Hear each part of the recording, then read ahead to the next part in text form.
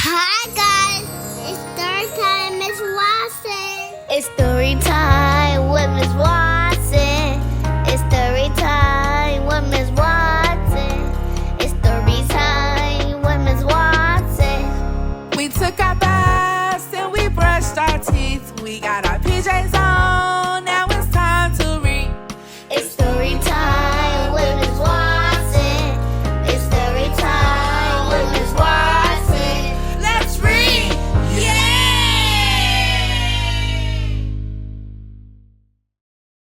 Hi guys! So my name is Miss Watson and tonight I have the pleasure of reading you an amazing bedtime story. So before we begin, I hope you're all snuggled up under your cover. You done got your bedtime routine done, homework done, all of that good stuff. Now we're snuggled up under our cover. Oh, that's much better. Aren't you warmer? Okay, so tonight's reading is Time for Bed, Old House. I wonder what it's about. So, by the cover of the book, it looks like maybe a dad and son, or maybe a grandpa and a grandson. I don't know. Maybe an uncle and a nephew. I don't know. We gotta read it to see. Let's read. Look at that dog. I love it. Look at that picture. Oh, wow. Isaac loved the new pajamas he got for his first sleepover at Grandpa's house.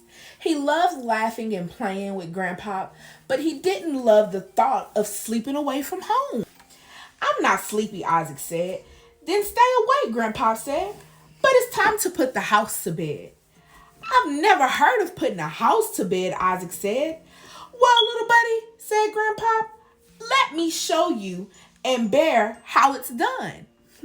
I wonder who's a bear. First, you move kind of quiet and slow. Grandpa took soft, slow steps across the room. Isaac took slow and soft steps right behind him. Now let's make it nice and dark and cozy, Grandpa said, and he turned off the light. Click, click, click. What's that noise? Asked Isaac. He reached for Grandpa's hand.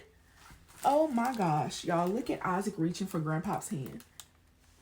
So we know so far that Isaac is Grandpa's grandson and Grandpa is Grandpa, right? So we know that's them in the book, in the beginning of the book. That is a grandpa and a grandson, or a grandfather and a grandson.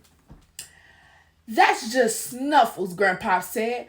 The old dog plodded across the floor, nails clackling. Isaac gave Snuffles a pat. With Isaac and Snuffles following, Grandpa stepped softly down the hallway. He paused at the light switch and looked at Isaac. Isaac reached up and turned it off. Squeak, squeak, squeak. What's that noise? Asked Isaac. Y'all look at Isaac. Grandpa brought Isaac over to the window and pointed. The wind is blowing your swings back and forth, he said. Isaac could see them moving in the moonlight. Now come on, sport. We're not done yet. Grandpa carefully pulled down the window shades. Looks like the house is closing its eyes to sleep, he said.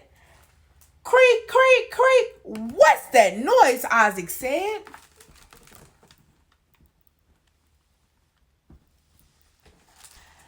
This old house makes sleepy sounds, just like you, said Grandpa. You yawn, you stretch. I bet you even snore. I don't think I snore, said Isaac. Grandpa shrugged. But if you're sleeping, how do you know? He chuckled loudly. Then he caught himself and put his hand over his mouth.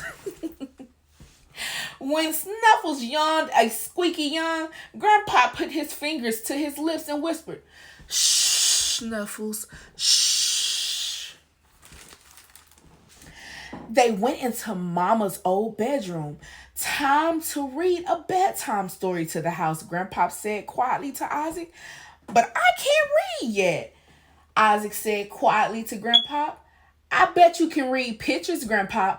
Grandpa settled himself into the big chair by the bed and held out a book to Isaac. Just tell me what you see on each page. Isaac climbed onto Grandpa's lap and described the first picture. A little boy is looking out the window. There's snow on the ground. Isaac turned the page. He's outside wearing a red jacket. Good job, Grandpa said. Keep going. When Isaac finished reading the pictures in the book, he rested his head on Grandpa's shoulder. He could hear him breathing slow and steady. He looked up and he saw that he had read Grandpa to sleep. Oh, wow. Isaac had read a story by just looking at the pages and telling what he saw. Now, Grandpa is fast asleep. Y'all, look at Grandpa. Isaac carefully climbed off of the chair. He covered Grandpa with a blanket. Then, taking soft and slow steps, Isaac walked over to the window. He gently closed the shade and whispered, "Time for bed, old house." When the grandfather clock chimed from the hallway, Isaac put his fingers to his lips. "Shh, Mr. Clock, shh." Isaac settled himself into bed, picked up a book, and in a soft voice, he read the pictures to Bear. When he was done, he quietly turned off the lamp. Click, click, click. He reached out to pet Snuffles. Squeak, squeak, squeak. He thought of the fun he and Bear would have on the swings tomorrow. Creak, creak, creak. Tonight he would sleep well in the old house. If the old house could hear, then it too would have heard bedtime noises. Snore, snore. Looks like Grandpa and Isaac are fast asleep. The end. Hey guys, that was the end of Time for Bed, Old House. I hope some of you are fast asleep or on your way to sleep. I hope you tune in to next story time. This is only the beginning. And don't forget to snuggle up tight and get you some good rest. You're going to need it for tomorrow. Have a great night. Now it's time to say our bedtime prayers. Our Father, who art in heaven, hallowed be thy name. Thy kingdom come, thy will be done, on earth as it is in heaven. Give us this day our daily bread, and forgive us our trespasses as we forgive those who trespass against us. And lead us not into temptation, but deliver us from evil. Amen. Thank you guys so much for tuning in tonight. This has been Bedtime Stories with Miss Watson. We upload every Monday, Wednesday, and Friday. Have a good night. See you next time.